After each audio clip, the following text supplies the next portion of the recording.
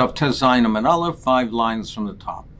We learned previously that there is a steer between the Mishnayos, where the location of the Lishkas HaTloim was. The Lishka where they had the Tloim, the lambs that were pre-checked and that they used to be Makar the Talmud, where was it located? The first Mishnah says that it was the northwest corner of the Beis HaMikdash, and the second Mishnah says that it was the southwest corner of the Beis HaMikdash.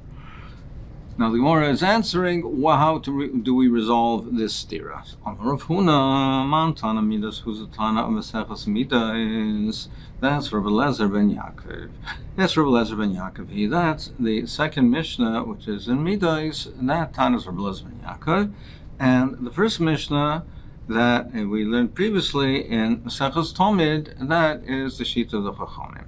Therefore, the first Mishnah that says the location is the northwest corner is the Chachamim. The second Mishnah that says in the southwest corner is the shlit of Rabbi Lezer ben Yaakov.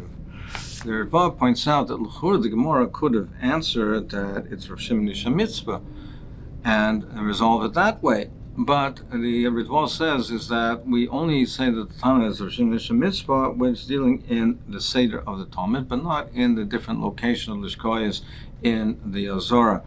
And L'maisa, it's clear that way that there's a hechrach. The Gemara will see weiter that the Gemara has a hechrach to say that it's Rabbi Lezer ben Yaakov, and it's not just suggesting that it's Rabbi Lezer ben Yaakov without a raya, which we'll see shortly. So what is the raya that the Tana of Midas is Rabbi Lezer ben Yaakov? Because we learned in Masechet Midas as Ras Noshim Haisu Erach Mea U'Shleishim V'Chamesh Al Reichav Mea U'Shleishim V'Chamesh. The Ezras Noshim was 135 amas by 135 amas, 135 amas long by a width of 135 amas. Ba'arba lishkais hayu bar mixleisa, and there were 4 lishkais, 4 chambers in the 4 corners. And what did they serve? What did they use them for? The Raim is Mizrach, is the southeast one. That was the Lishka of the Nazirim. Shesham Nazir Mavashal Meshalmeim.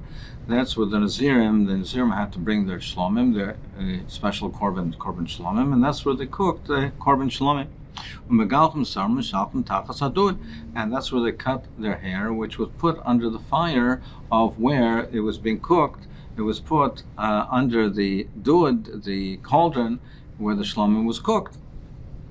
Mizrach is the northeast one, the northeast chamber. He also lishkas eitzim. That was the lishka of the eitzim, where they stored the wood that was used for the fuel for the mizbeach. Shesham kahanim balei mumim oimdematliim be'eitzim. And that's where Kohanim were Balei Mum, which they could not do the avodah. They removed the worms from the wood. The wood had to be checked, and if there were any worms, it had to be removed. That was their function. Shekol eitz sheyesh bo talas posel mizbeach, because any worm that wouldn't be found there, if there was a wood eitz that had a worm in it, if the wood had a worm in it, would be possible mizbeach. So they had to check it and remove any of the worms that happened to be, if there were any worms that happened to have been there, because they could not use it for the mizbeach. The Meiri explains that the reason is because the worms were something which is also la'achila. We can't be makrav on the mizbeach, something which is also la'achila. So therefore, shekol eish potalas posel gam mizbeach, and therefore they were there checking and removing the worms. Tzvayis ma'arav is the northwest corner. He haisa lishkas hamatzayraim. That was the lishka where the Mitzrayim on the 8th day of their tahara. So they were brought into that lishka, and they were toivel over there, toivel again. They did the blood applications to the Mitzrayim. The Mitzrayim would from there extend his thumb, toe, ear into the Azara for the blood application. Ma'arav Deraim is the southwest corner. Oma Rabbi Lezer ben Yaakov, he says, Shachachti ma'haisa mishameshes. I forgot what it was used for. He says, nice name, yain v'shemen. That's where they placed over there the wine and the oil. Nikras lishkas beis shamna, and that was called the lishka of the beis shamna. So we see from here that the Tana of the Mishnah in Midas is Rabbi Lezer ben Yaakov. The Stam Tana in Midas is Rabbi Lezer ben Yaakov. And so the Gemara Hachinam Mistaber, the Rabbi Lezer ben Yaakov here is Mistaber to say that he's the Tana Desnan. Desnan Kol Hakelim Shal Hayu Sham Hayu Gavoim. all of the walls that enclosed and surrounded the Harabayas, the walls were very high. The gateways, the height of the gateways was 20 amas. The height above them could be much higher. According to the Meiri, it could be even high as 100 amas. According to the Tosfos Rishonim, it was a height of 40 amas. So the entranceway was a height of 20 amas, but the wall above it was much higher. So they were very tall, these walls, except with the exception of except for the eastern wall, because the kohen that burnt the parah aduma, so in the process of burning it and getting the ashes that would be used for the mechatas, but he also did the sprinkling of the dam, and therefore at the time that he did the hazah, the sprinkling of the blood, he had to be mechaven and look towards and be able to see the entrance of the heichal. So therefore that wall had to be lower, so therefore that he could see above it and still be able to see into at least the bottom part of the entrance of the heichal. So now, why do we say that this Tana is Rabbi Eliezer ben Yaakov, that the Tana of Midas is Rabbi Eliezer ben Yaakov? We learned in another Mishnah, Kol HaPsachim Shayu Sham, all of the gateways that were there, Gaivan Esrimam, the height was 20, V'Rachman Esramas, and the width was 20, and the Rachman was, Esramas was 10 amas. So it was 10 amas wide, it was 20 amas high. Utanan, and we learned, Lifnim Mimanu Soyri, inside the wall, beyond the eastern wall of the Harabayas, beyond that was the Seirig. The Seirig was a lattice fence, so beyond that was the Seirig. Utanan, we learned, Lefnim Mimena HaChel Esramas. Beyond the Seirig was the Chel. 10 amas wide was the Chel, was the area called the Chel. That was beyond the Seirig. Ushneim Esrei Malas Hayusham. Now, from the Harabayas going to the Heichal, to the Kodesh Kadoshim, it went from east to west, but it went up in elevation. The Kodesh Kadoshim was higher in elevation. The beyond further east was lower. It's on a mountain, so it went from the east. It went up to the west, moving higher towards the Kodesh Kadoshim. So therefore, we learned then Lefnim Mimena Chel Esra Amas Ushneim Esri Malos Hayusham, and there were 12 steps within these 10 amas. There was 12 steps, and it was rising higher and higher.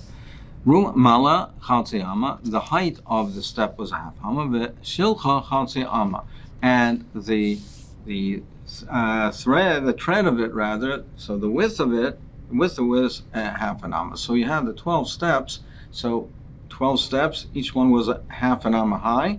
It had the tread was a half an amma, up half an amma, across half an amma. So it continually went up half an amma, across, up, across, up, across. So you had 12 of them. So therefore, each one was a half an amma in height. That's a total of 6 ammas that it was higher as you went from east to west, as you went to the end of the chel.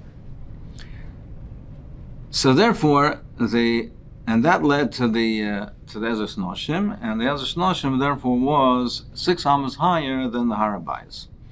Then we learned there was 15 steps from the Ezras Noshim, Hayoretz Mezeh Yisrael Ezras Noshim. And again, Rum Malach Chatziyama Vishel Chatziyama. Again, the height was a half an amma and the tread was half an amma. And here you had 15 ammas, so 15 steps rather. You had 15 steps. Each one was a half an amma. So there's a total height differential of 7.5 ammas. So as you went now across the Ezras Noshim to the Ezras Yisrael, there was a height differential of 7.5 ammas. So now we had a 6 amma, as we came from the Harabayas, we had a 6 amma height differential till we got to the Ezras Noshim. From the Ezras Noshim to the Ezras Yisrael was another 7.5. That's 13.5 ammas height differential from the Harabayas to the end of the Ezras Yisrael. Utananu, we learned Bein Ha'ulam Mizbeach Esrim Amma.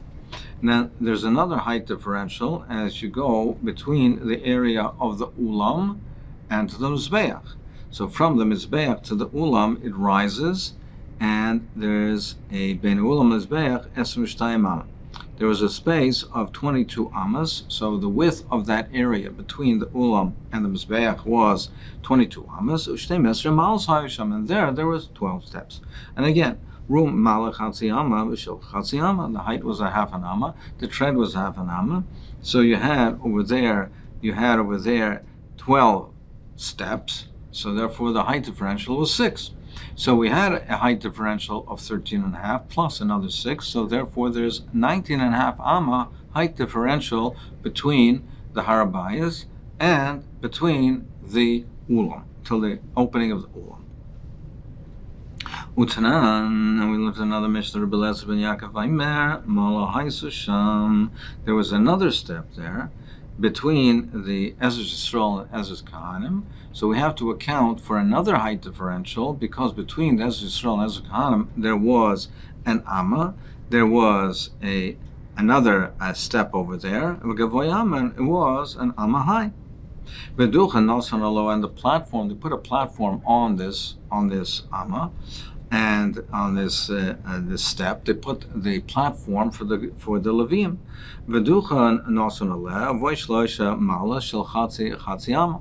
And on top of it were 3 steps leading to the top of the Duchan. And on the top of the Duchan, that's where the Levim said the Shir. That's where they said the songs in the Beis Hamikdash, the Shir Shel Yaim. So therefore, we had 19.5, and therefore now you take to get to the Amma, that additional Amma, that step where they put the Duchan on top of it, you had an additional Amma. So therefore, there was an extra height leading between the Ezra Yisrael and Ezra Kahanim. So therefore, the beginning, and that ran right across, so therefore the elevation between the Ezra Yisrael and the Ezra Kahanim, there was an elevation of an Amma. So when you go from there and go and add up the other 6 Ammas to get to the Pesach of the Ulam, so therefore you're adding another Amma. So we were at 19.5, now we're at 20.5 Ammas. So there's a height differential between the Harabayas and the entrance into the entrance of the Ulam. It is 20.5 Ammas. The entrance to the Ulam is 20.5 Ammas higher than the Harabayas. Now, if you say that the Tana of Midas is Rabbi Elazar ben Yaakov, now we understand why the eastern wall had to be lower. Because according to Rabbi Elazar ben Yaakov, there was a height differential of 20.5 ammas. So you couldn't see through the gateway, because the gateway, even though the height of the gateway was 20 ammas, as we said, all of the entrances to the gateways were 20 ammas high, but the height differential, even the bottom of the Pesach of the Ulam is 20.5 ammas. So you couldn't see through the archway to see even the bottom of the Pesach of the Heichal, because there's 20.5 ammas higher at height differential. So I know the Ixele Pischa. That's when we understand that the Pesach would have been covered. He would have been able to see it, the kind that saved the para on Har Mishcha. That's why you had to lower that wall.